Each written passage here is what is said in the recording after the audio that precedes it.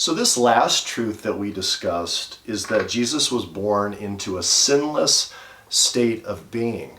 Flowing from that is this truth: Jesus is sinless and righteous.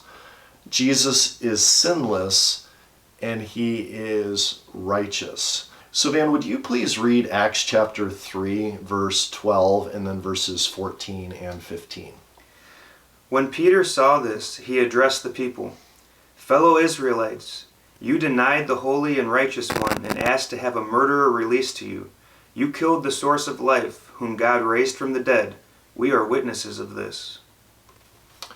So Van, in the passage that you just read, Jesus is described as the Holy One and the Righteous One. And that's very important for us to pause and consider what that means. So Van, I ask you by way of contrast, are you sinless and righteous? All I can do is laugh at the question. Yeah, Becky would laugh too. Right? We all know it. We all struggle with this, don't we? But I asked you that to get at a serious point. Van, whether it's you, whether it's me, what does it mean that you are sinful, you are unrighteous? What does it mean that all of us here are sinful and unrighteous? Well, I think that I'm sinful in the fact that I've fallen short and that I have disobeyed the Father's commandments. Again, nobody had to teach me how to sin.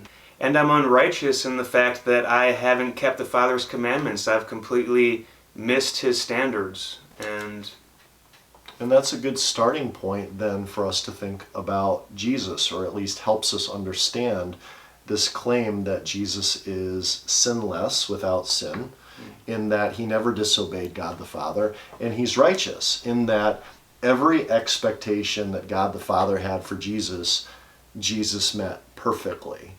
And what we're going to do soon is discuss this truth that if Jesus even committed one sin, if Jesus had one sinful thought, one sinful action, one sinful word, he would have been disqualified from being our Savior. Indeed, he would cease to be God as we know him.